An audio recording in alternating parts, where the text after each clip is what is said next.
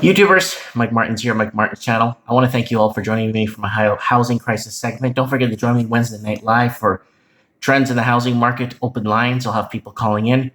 And here goes. A third of the money in Toronto's housing market disappeared. So people on the sidelines looking to buy in Toronto could breathe a sigh of relief because it looks like it's a little bit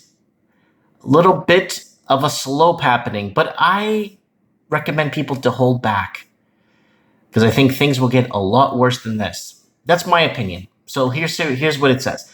What a difference a few months make. Earlier this year, Greater Toronto was seeing record house price growth and sales. Now, in the wake of a new provincial rules meant to improve home affordability, that's looking out for your people, real estate investors appear to be bailing the market and taking their money with them. Where are they going? If this is all local Canadian speculators, where are they taking their money with them? I don't get it. Everyone's saying it's the Canadian, basically it's the Canadian people that are buying up. I don't know. That's a topic for another time. Data from the Canadian Real Estate Association released Monday showed the amount of money that exchanged hands in Toronto's market dropped 33.7% compared to the same month a year earlier. In June of 2016, there were 9.55 billion worth of transactions in Toronto's market. By June of 2017, that had dropped 6.33 billion. Sales fell from even larger 37.7%, helped push down nationwide sales by 6.7% in June. CREA said it was the largest drop in Canada's housing market seen in 7 years. Look at that, people. Holy smokes. So you got these pretty stable. Like, these are monthly home sales, right? Boom. Stable, you get a huge drop, obviously, in 08, 09. Then things start picking back up towards 2010. If you look at the graph here, then things start to pony on up, a little dip there. I remember that dip in 2016 when oil had a bit of a problem. Then boom, boom, boom, back up, and then kaboom. Holy smokes. At least some of that appears to be due to real estate investors pulling back, according to data compiled by real estate portal Buzz Home. Investment realtor inquires into Ontario real estate fell by 72% in March of June of this year. At the same time, multi-family inventory in the pipeline increased 2.6% quarter after quarter, suggesting that possible oversupply problem, Buzz Home said in a report. Ontario introduced its Fair Housing Plan on April 20th, bringing into place 16 policies aimed at making housing more affordable. Among them is a 15% non-resident speculation tax, or foreign buyers tax, it has been commonly called. Toronto's market now appears to be following the footsteps of Vancouver, which also saw a precipitous decline. Sorry, guys. In money, you see when the camera pans this way, I can't see it properly. From the money following through its housing market after British Columbia introduced a foreign buyers tax last summer. So you guys remember that when that came into effect, prices kind of stagnated and then went down a bit and then went back up. So Toronto's slumping market is leading to outright price declines. The average sales price for housing types in Toronto, $793,000 in June, are nearly down 14% from a peak of $920 in April. So if you sold in April, you're laughing. Nationwide, house price growth has slowed to nearly nothing. The average price of a home in Canada in June was $504,000, up 0.4%, about $2,000 from June of last year. Buyers now have the upper hand.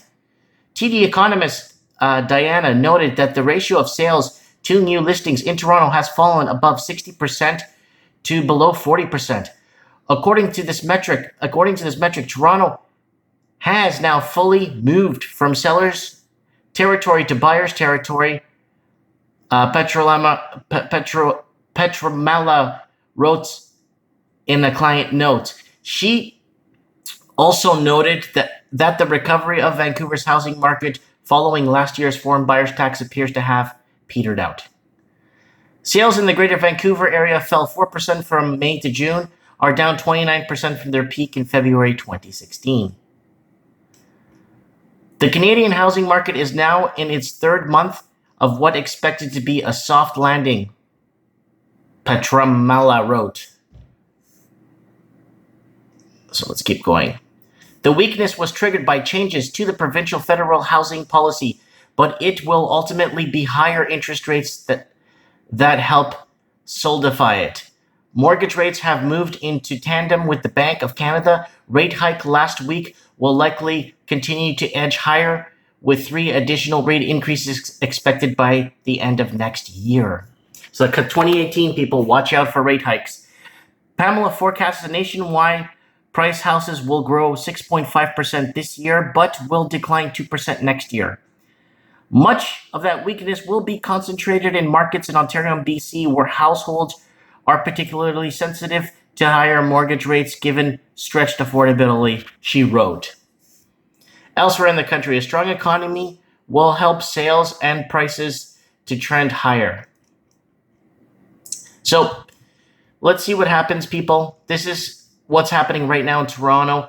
You're seeing a huge decline right now in pricing. And yeah, read it and weep. That's what's happening, people. A lot of people thought this was going to keep going forever. I don't know how people need. I'll be really frank with you guys. I don't know how people need to be educated to understand that housing works on a cycle just like everything else. There's a lot of people commenting and saying in the comment section that, oh, we didn't know that housing was going to go down. We thought it just keeps going up. There's quite a few people that are actually playing I've been misinformed, trying to blame their real estate agent, trying to blame their mortgage broker, trying to blame their bank, trying to blame who they want to blame. Because when a house is worth less than what you bought it for, there's a lot of troubles that go with it, because who wants to pay for something worth less than what they bought it for? And that's the problem. So let's see. I'll keep my finger on the pulse here with Toronto, so we can see what's going on. I'm not shocked it's going to happen, but I think if interest rates do go up 3 more times next year, they got to keep up with the Americans, right? So if the interest rates do go 3 more times next year, I think it's going to be. I think that's what's going to put the